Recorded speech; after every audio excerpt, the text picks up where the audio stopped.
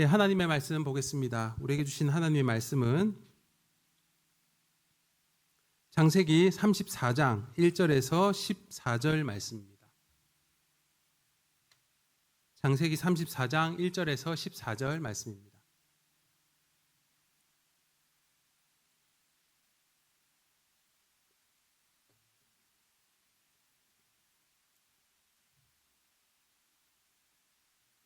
한 절씩 교독하겠습니다. 레아와 야곱 사이에 태어난 딸 디나가 그 지방 여자들을 보러 나갔다.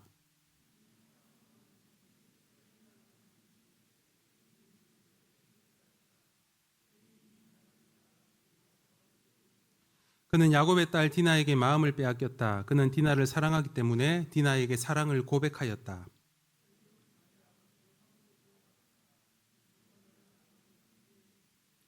야곱이 자기의 딸 디나의 몸을 세겜이 더럽혔다는 말을 들었을 때에 그의 아들들은 가축대와 함께 들에 있었다. 야곱은 아들들이 돌아올 때까지 이 일을 입 밖에 내지 않았다.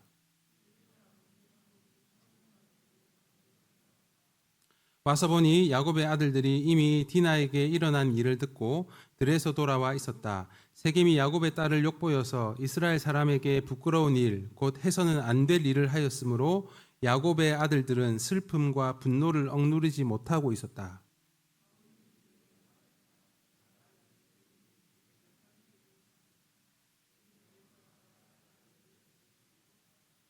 우리 사이에 서로 통혼할 것을 제의합니다. 따님들을 우리 쪽으로 시집 보내어 주시고 우리의 딸들도 며느리로 데려가시기 바랍니다.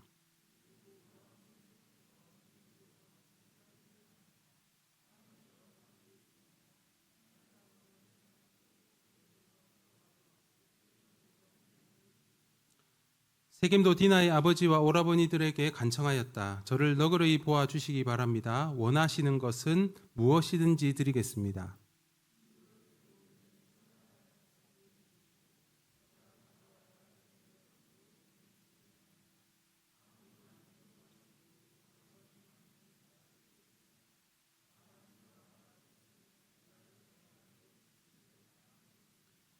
야곱의 아들들은 세겜이 그들의 누이 디나를 욕보였으므로 세겜과 그의 아버지 하몰에게 짐짓 속임수를 썼다.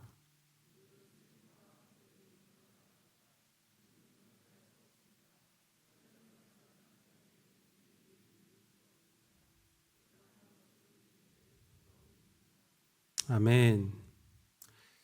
예, 오늘은 가장 위대한 유산이라는 제목으로 함께 말씀을 나누겠습니다. 오늘은 많은 교회들이 우리 다음 세대를 축복하면서 어린이 주일로 지키고 있습니다. 우리 교회도 참 많은 다음 세대 친구들이 있지요.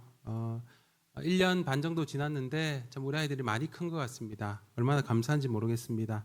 우리 교회 홈페이지에 가보면 매주 사진이 올라오는데 참 얼마나 이쁜지 모르겠어요.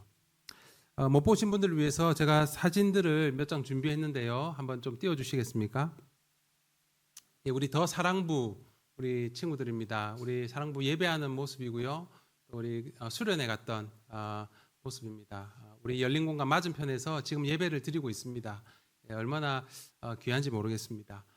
그 다음 보여주실까요? 우리 더도담 영화돌봄. 네. 엎혀서 왔는데 지금 걸어 다니고 있습니다. 너무 사랑스럽죠? 그 다음 보겠습니다. 우리 유치부 아이들입니다. 우리 교회에서 한복을 제일 많이 입는 부서입니다. 그 다음 보겠습니다. 그 다음에 우리 더 힘찬 초등부 함께 예배드리는 모습입니다. 그 다음에 우리 청소년부 보여주실까요? 더드림 청소년부. 우리 청소년들이 여기 와서 지금 이렇게 예배 드리는 것만 해도 기적입니다. 그죠? 얼마나 감사한지 모르겠습니다. 마지막으로 우리 오하나 2시에 우리 오하나 친구들 올라와서 또 함께 활동하고 있는 모습입니다. 참 예쁘게 잘 커가고 있는 것 같아요. 그래서 얼마나 참 감사한지 모르겠습니다. 저는 요즘에 교회에 있다 보면 가장 듣기 좋은 소리가 교회 곳곳에서 들려오는 우리 아이들의 목소리입니다. 참 신기하게도요. 우리 아이들이 꼭 제 목양실 앞에서 뜨듭니다. 그리고 저기 사람이 없는 줄 아나 봐요. 그래서 비밀스러운 이야기도 저기서 다 합니다. 다 들리거든요. 자기들끼리 쏙닥쏙닥 하는 이야기가 다 들립니다. 근데 그 이야기가 그 소리가 얼마나 좋은지 모르겠습니다. 우리가 함께하는 이 공간에서 또 우리 공동체 안에서 우리의 다음 세대 교회가 자라고 있다라는 생각을 하니까 그것이 얼마나 감사한지 모르겠어요. 그 아이들을 바라보는 우리의 성도들의 눈을 보면 사랑이 가득해 보입니다. 그래서 우리 아이들에게 참 많은 것을 주고 싶어 하는 것이 느껴집니다. 더 좋은 환경과 더 많은 기회를 주려고 하지요. 근데 여러분, 우리가 우리 자녀들에게 또 우리 다음 세대들에게 줄 수 있는 것은 참 많지만 그 중에 가장 중요한 것이 무엇일까요? 저는 우리 부모를 통해, 부모의 삶을 통해, 우리 어른들의 삶을 통해 배우는 교훈이 아닐까 생각합니다.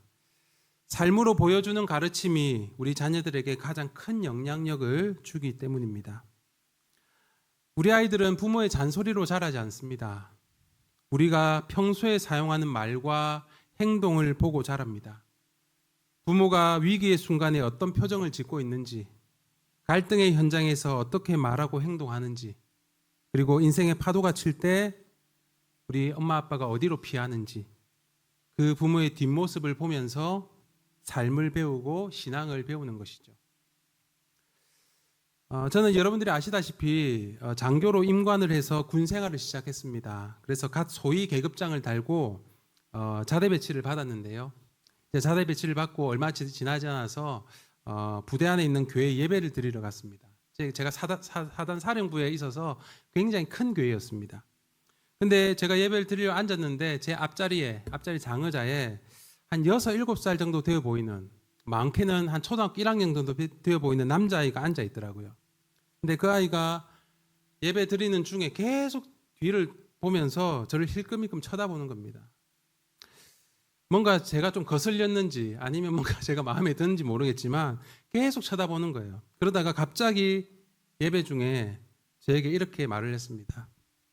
아저씨는 계급이 뭐야? 이렇게 물어보는 거예요. 어이가 없었습니다. 그래서 이해를 어떻게 해야 되나 뭐 이렇게 이해가 뭔가 싶었는데, 그래서 예배 중이라서 제가 조용히 그에 귀에 대고 이렇게 이야기했습니다. 나 소희야, 이렇게 이야기를 했습니다. 그러니까 그 아이가 그 말을 듣고 이렇게 대답을 했습니다. 저를 약간 깔보듯이 그렇게 이야기를 했습니다. 우리 아빠는 소령인데, 이렇게 이야기를 하는 거예요. 귀엽기도 하고 당돌해 보이기도 했습니다. 그런데 제가 그 이야기를 듣는 순간에 그 아이의 모습에서 그 부모님이 보였습니다. 그 가정에서 부모님이 무엇을 말하고 있고 또 어떻게 행동하는지가 조금 그림이 그려지더라고요. 우리가 신앙생활하면서도 그런 것 같아요. 엄마 아빠가 늘상 하나님을 신뢰한다고 말은 하면서도 정작 현실의 문제 앞에서는 불안해하면서 세상적인 꾀를 부리는 그 뒷모습을 보면 우리 아이들은, 우리 자녀들은요, 자신도 모르게 하나님은 입으로는 의지할 뿐이지만 실제로는 의지할 수 없는 분이구나, 이렇게 생각하면서 자라간다라는 것입니다. 이것이 우리가 오늘 직면해야 될 가장 두렵고도 정직한 현실입니다. 오늘 우리가 함께 읽은 이 본문에는요, 바로 이 뒷모습의 비극을 고스란히 보여주는 한 가족이 나옵니다. 바로 야곱의 가정입니다. 야곱은 형 에서와의 극적인 화해를 경험하지요. 그리고 하나님은 그에게 야곱이라는 이름 대신에 이스라엘이라는 새 이름을 주셨습니다. 겉으로 보기에는 이제 모든 것이 해결된 것처럼 보였습니다. 하지만 여러분, 그 야곱의 내면, 그 야곱의 본성은 여전히 바뀌지 않았습니다. 야곱이라는 이름의 뜻이 무엇이었습니까? 속이다, 넘어뜨리다 라는 뜻이 있죠. 그의 이름처럼 자신의 이익과 안전을 위해서라면 적당한 속임수를 쓰는 것쯤은 아무렇지도 않게 여기는, 그 옛날 팥죽 한 그릇으로 형을 속였던 그 야곱의 본성이 여전히 살아 숨쉬고 있었다라는 것입니다. 그리고 그 야곱의 그 뒷모습은 고스란히 그의 아들들에게 보여지고 전수되었습니다. 오늘 본문을 한번 보실까요? 야곱은 형 에서를 만난 기쁨이 가시기도 전에 충격적인 사건을 경험하게 됩니다. 바로 딸 디나가 히위 사람 세겜에게 강간을 당하는 일이었습니다. 이 사건은 사실 지금까지 이어져 오던 이 야곱의 이야기의 흐름과는 전혀 맞지 않아 보입니다. 어찌 보면 야곱의 영적인 상승세에 찬물을 끼얹는 사건처럼 보이죠. 야곱은 형 에서와의 만남과 화해를 이루고 나서 숫곳이라는 곳에 잠시 머물다가 세겜 땅에 옮기게 됩니다. 그곳에서 하몰의 아들들에게 장막을 칠 땅을 사고 그곳에 거주하게 되죠. 그리고 그곳에서 오늘 본문의 사건이 일어나게 됩니다. 1절과 2절 말씀을 보실까요? 레아와 야곱 사이에 태어난 딸 디나가 그 지방 여자들을 보러 나아갔다. 히위 사람 하몰에게는 세겜이라는 아들이 있는데 세겜은 그 지역의 통치자였다.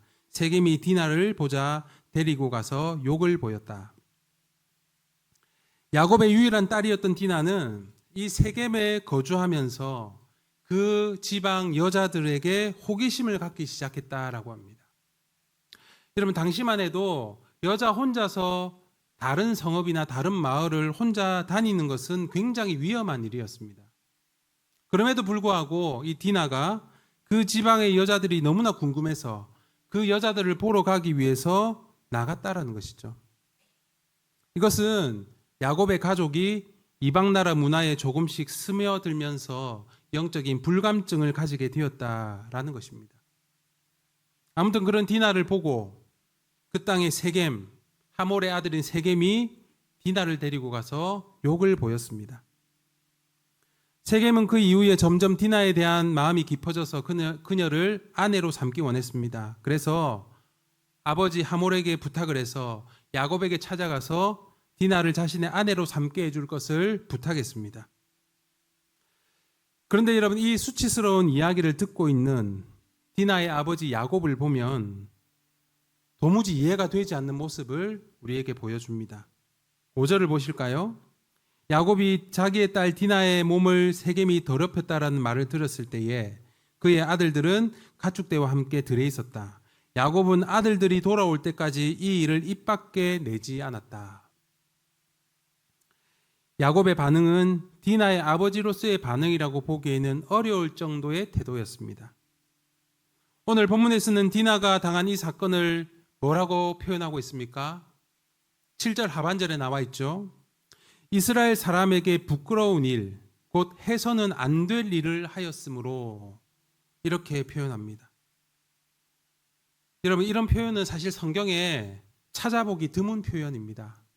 왜냐하면 이 표현은 매우 심각한 도덕적, 윤리적 기준을 범한 그러한 행동을 했을 때 사용되는 단어들이기 때문입니다.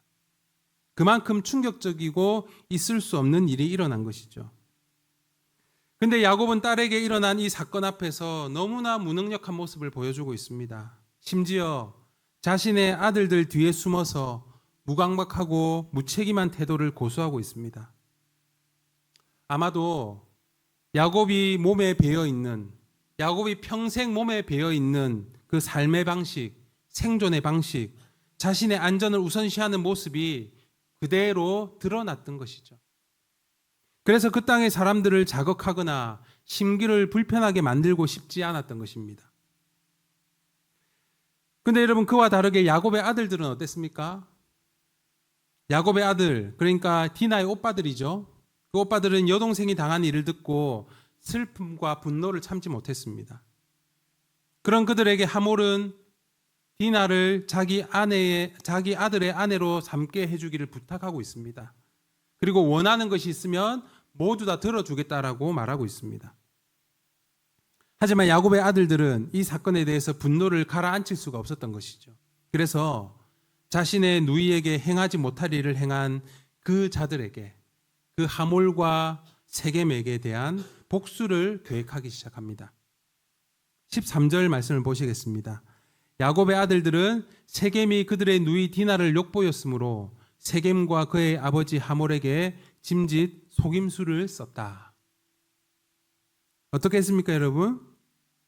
디나의 복수를 위해서 하몰과 세겜에게 일부러 속임수를 썼다라는 것이죠. 그 속임수의 방법이 무엇인지 오늘 읽지 않았지만 15절과 16절에 나와 있습니다. 제가 한번 읽어보겠습니다. 조건이 하나 있습니다. 당신들 쪽에서 남자들이 우리처럼 모두 할례를 받겠다고 하면 그 청혼을 받아들이겠습니다. 그렇게 하면 우리가 딸들을 당신들에게로 시집도 보내고 당신네 딸들을 우리가 며느리로 삼으며 당신들과 함께 여기에서 살고 더불어 한 결애가 되겠습니다. 여러분, 뭐라고 속이고 있습니까? 너희 쪽 남자들이 우리와 같이 할례를 받지 않으면 여동생을 줄 수 없다라는 것이죠. 그것은 우리에게 굉장히 수치스러운 일이다라는 겁니다. 그래서 너희 모든 남자들이 할례를 받아서 우리와 같이 되면 우리 딸을 너희에게도 주고 너희 딸도 우리가 데려오겠다라는 것입니다. 그러면 실제로 가나안 족속 중에 할례를 받지 않은 족속은 세겜에 살고 있는 이 히위 사람들 말고는 없었습니다. 그래서 야곱의 가족들은 그들과 거리를 좀 둘 필요가 있었던 것이죠. 그런데 지금 이 야곱의 아들들이 이 점을 이용해서 그들을 궁지로 몰아넣고 있습니다. 어떻게 보면 굉장히 기발한 아이디어라고 생각될 수 있죠. 그들이 동생 디나의 복수를 하기 위해서 너무나 완벽한 전략을 짰다라고 볼 수도 있습니다. 그렇게 할례를 당한, 할례에서 움직이지 못하는 남자들을 다 죽이려고 하는 속셈이었던 것이죠. 그런데 여러분, 이 야곱의 아들들의 이 전략을 보면서 우리가 짚고 넘어가야 될 중요한 한 가지가 있습니다. 그것은 바로 이스라엘 백성들에게 이 할례가 무슨 의미를 가지고 있냐라는 것입니다. 하나님께서 이스라엘 백성들에게 할례를 행하라고 하신 이유가 무엇이냐라는 것이죠. 이 할례가 가지고 있는 의미가 무엇이냐라는 겁니다. 이스라엘 백성이 하나님의 거룩한 백성임을 표시하고 이제는 다른 이방 나라 사람들과 구별된 삶을 살도록 하기 위한 상징적인 표시로 이 할례를 하나님께서 주셨습니다. 그런데 지금 이 야곱의 아들들은 이 할례를 어떻게 사용하고 있습니까?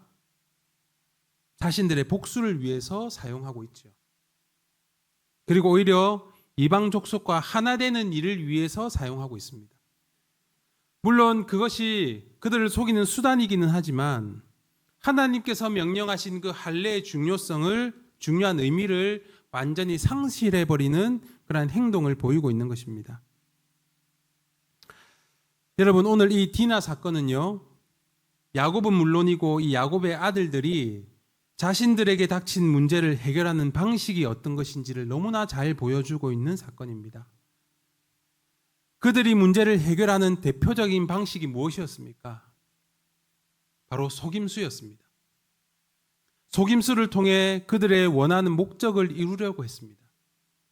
그래서 심지어 가나안 땅에 하나님의 백성으로서 구별된 삶을 살도록 주신, 그들에게 거룩하게 주신 그 할례를 하몰과 세겜을 속이는 수단으로 사용하면서 할례의 의미까지도 퇴색시켜 버렸던 것이죠.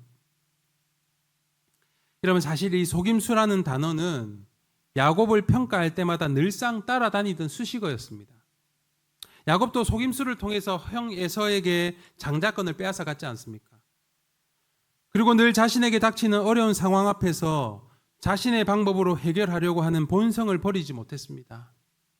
그래서 야곱은 자신의 그 방법이 가장 빠른 길이라고 생각했습니다. 그리고 자신에게 유익한 선택이라고 생각했던 것이죠. 하지만 여러분, 야곱의 인생 전체를 한번 보십시오. 야곱의 인생을 보면 그 누구보다 굴곡이 많고 돌아오는 삶을 살아왔음을 우리는 보게 됩니다. 그런데 여러분, 참 신기한 것은요, 야곱의 아들들도 이 아버지의 전철을 밟고 있다라는 것입니다. 여전히 자신들에게 닥친 상황 앞에서 속임수로 그 문제를 해결해 보려고 합니다. 자신의 감정과 판단이 우선이 되어서 하나님 앞에 묻고 기다리지 못하고 때로는 자신의 삶을 돌아보기 전에 자신의 분노를 자신의 방법대로 표출해 버립니다. 그러다 보니 모든 것이 자기가 가지고 있는, 자기가 누리고 있는 그 모든 것이 자신이 이루고자 하는 목적의 수단이 되어 버렸습니다. 그리고 그로 인해서 영적 분별력을 완전히 상실해 버렸던 것이죠.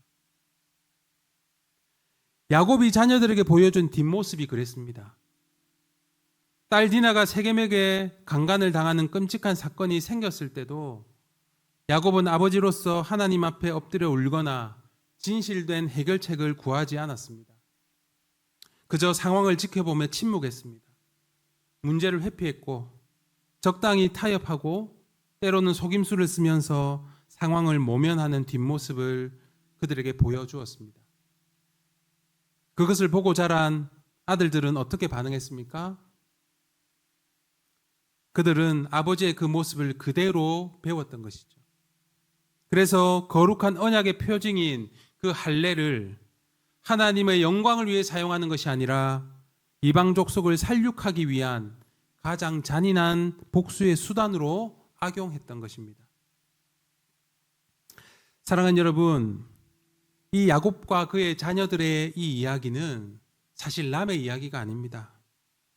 오늘날 우리의 가정과 우리 교회 다음 세대를 향한 무서운 경고가 아닐까 생각합니다. 우리는 아이들에게 예수 잘 믿어라, 교회 열심히 다녀라 라고 말하지만 정작 우리의 일상에서는 사람들을 속이고 관계의 문제 앞에서는 이기심을 드러내고 복수심에 불탈 때가 얼마나 많습니까?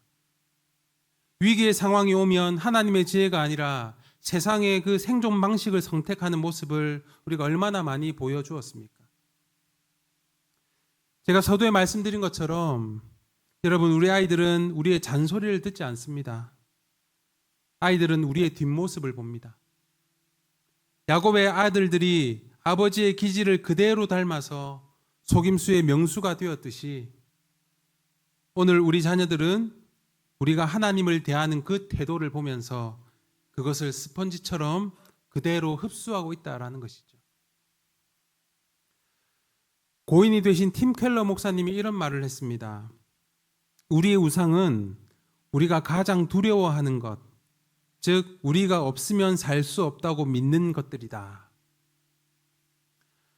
야곱에게 우상은 자신의 안전이었습니다. 그래서 그는 하나님보다 자신의 꾀를 더 믿었습니다. 오늘 우리에게도 이러한 우상이 있지 않습니까? 내 자녀가 잘 되어야 된다는 욕망 때문에, 내 가정의 안정과 평화가 깨어지지 않아야 한다는 생각 때문에 우리는 하나님을 의지하는 법을 가르치기보다 세상에서 살아남는 법을 먼저 가르치고 있진 않은지 돌아봐야 합니다. 오늘 어린이 주일을 맞이하면서 우리는 이 서글픈 야곱의 가정의 이야기를 통해 우리 자신을 한번 직면해 보면 좋겠습니다. 저와 여러분들은 완벽할 수 없지요. 우리 자녀들에게 완벽하고 빈틈없는 뒷모습을 보여줄 수 없습니다. 그것 또한 우리가 인정해야 합니다. 하지만 여러분, 우리가 완벽한 부모의 뒷모습을 보여줄 수는 없지만 우리 자녀들에게, 우리의 다음 세대들에게 아름다운 뒷모습을 보여줄 수는 있습니다. 우리 다음 세대들에게 우리가 보여줄 수 있는 아름다운 뒷모습은 어떤 것들입니까? 바로 하나님을 전적으로 의지하는 그리스도인의 모습입니다. 내 방법이 틀렸음을 인정하고 다시 하나님 앞에 엎드릴 줄 아는 부모의 정직한 모습입니다. 세상에서 치열하게 살면서도 때로는 넘어지고 낙심하더라도 결코 그리스도인의 정체성을 잊지 않고 하나님의 사람으로 몸부림치며 살아가는 모습을 보여주는 것이죠. 우리가 다음 세대에 물려줄 수 있는 가장 큰 유산은 완벽한 부모의 모습이 아니라 바로 이런 아름다운 그리스도인의 모습임을 기억하는 저와 여러분들 되시기를 우리 주님의 이름으로 축복합니다. 여러분, 우리는 이번 한 주간 창세기를 묵상하면서 속이는 자 야곱이 하나님과 겨루어 이기는 이스라엘로 변모해가는 그 은혜의 여정을 함께 묵상했습니다. 그의 본성은 여전히 속이고 타협하고 도망치는 그런 모습이었지만 하나님께서는 그를 결코 놓지 않으시고 하나님 백성의 이름인 이스라엘로 그를 다시 불러주셨습니다. 그의 삶에, 이 야곱의 삶에 하나님의 은혜가 임하게 된 것이지요. 사랑하는 여러분, 오늘 우리는 이 야곱의 가정에서 일어난 비극적인 사건을 통해서 부모의 죄성이 어떻게 자녀에게 되물림되는지, 그리고 복음이 삶으로 연결되지 않는 그 종교적 행위가 얼마나 잔인한 무기가 될 수 있는지를 뼈아프게 살펴보게 됩니다. 야곱의 아들들은 아버지의 입에서 나오는 율법을 배운 것이 아니라 아버지의 삶에서 묻어나온 생존을 위한 속임수를 배웠습니다. 이것이 오늘 우리를 절망케 하는 저와 여러분들의 모습이기도 합니다. 사랑하는 여러분, 복음이 없는 삶, 복음을 살아내지 않는 삶은 결국 위기 앞에서 반드시 자기의 의와 교활함이 드러나게 되어 있습니다. 하나님을 신뢰하지 못하기 때문에 자기 스스로 구원자가 되어서 거짓말을 선택하게 되는 것입니다. 하지만 그런 우리의 삶에 참된 소망을 주신 분이 있지요. 그분이 바로 예수 그리스도이십니다. 속임수의 대명사였던 이 야곱의 계보를 통해 이 땅에 오신 예수 그리스도는 속임수를 써서 자신을 지키지 않으셨습니다. 오히려 모든 속임수와 정죄를 대신 짊어지시고 십자가를 향해 묵묵히 걸어가시는 뒷모습을 우리에게 보여주셨습니다. 우리를 구원하시기 위해 자신의 안전을 포기하셨고 자신의 생명을 수단으로 삼지 않으셨습니다. 그리고 정직하게 고난을 당하심으로 오히려 우리의 거짓과 우리의 연약함을 덮어주셨습니다. 야곱은 비록 실패했지만 하나님은 그 실패한 야곱을 포기하지 않으셨습니다. 하나님은 그를 다시 베델로 부르십니다. 일어나 베델로 올라가라. 이렇게 말씀하시면서 속임수와 살력으로 얼룩진 그 가정을, 그 실패해 보이는 그 가정을 다시 은혜의 자리로 초청하셨습니다. 우리 자녀들이 부모에게 보아야 될 그 뒷모습은 바로 이 베델로 올라가는 부모의 뒷모습임을 기억하는 저와 여러분들 되시기를 바랍니다. 죄를 지었을 때 적당히 숨기는 모습이 아니라 하나님 앞에 정직하게 엎드리는 부모의 모습, 내 힘으로 도저히 안 되는 문제 앞에서 내 꾀를 내는 것이 아니라 하나님의 은혜를 구하면서 삶의 예배자로 살아가는 모습, 이것이 바로 우리 아이들에게 보여줘야 될 뒷모습이다라는 것이죠. 그리고 그러한 나의 삶을 통해서 예수 그리스도가 나타나야 합니다. 나는 하나님 없이는 단 하루도 살 수 없는 죄인이고 오직 하나님의 은혜만이 나의 유일한 소망입니다. 라는 사실을 온몸으로 고백하는 삶을 보여줘야 된다라는 것입니다. 어린이 주일을 보내면서 우리 자녀들에게 화려한 선물보다 더 귀한 믿음의 유산을 남겨주시길 바랍니다. 사랑하는 아무개야, 엄마 아빠는 참 연약하단다. 하지만 그런 연약한 우리를 절대 포기하지 않으시는 좋으신 하나님이 계셔. 그분의 은혜가 아니면 우리는 살 수가 없어. 이 고백이 담긴 부모의 삶의 뒷모습을 여러분 보여주십시오. 부모가 하나님 앞에 정직하게 반응할 때 우리의 자녀들은 그 부모의 뒤에서 일하시는 하나님의 손길을 보게 될 것입니다. 말씀을 맺습니다. 사랑하는 우리 더 양산가족 여러분, 우리의 삶에는 늘 굴곡이 있지요. 평안한 일상을 보내다가도 어느 순간 상상하지 못했던 사건들을 만날 때가 있습니다. 어이없어서 말이 나오지 않는 상황을 만날 때가 있지요. 사람들과의 관계의 문제도 그렇고요. 재정의 문제, 직장과 가정에서의 문제도 마찬가지입니다. 사실 지금이 우리에게 그런 때일 수 있겠다 싶습니다. 그러다 보니 우리 안에 분별력이 흐려지고 그 문제 앞에서 갈팡질팡하는 우리의 모습을 보게 됩니다. 제가 가끔씩 설교나 강의 중에 전천후 신앙인이라는 말을 할 때가 있죠. 사실 이 단어는 제 삶의 지향점 중에 하나입니다. 비가 오나 눈이 오나 어떤 굴곡 속에서도 쉽게 요동하지 않는, 쉽게 흔들리지 않는 하나님께 깊이 뿌리 박힌 전천후 신앙인의 삶. 저는 우리 더 양상의 모든 가족들의 삶이 이러한 삶이 되기를 우리 주님의 이름으로 축복합니다. 나의 실력이 아니라 또는 나의 처세술이 아니라 하나님의 지혜로 살아가시길 바랍니다. 그래서 우리 자녀들이 훗날 저와 여러분들의 뒷모습을 회상할 때 우리 부모님은 참 완벽한 분이셨어가 아니라 우리 엄마 아빠는 참으로 하나님을 사랑했고 하나님의 은혜로 사신 분이셨어 라고 고백하게 되는 그런 축복이 저와 여러분들의 가정에 가득하시기를 우리 주님의 이름으로 축복합니다. 아멘.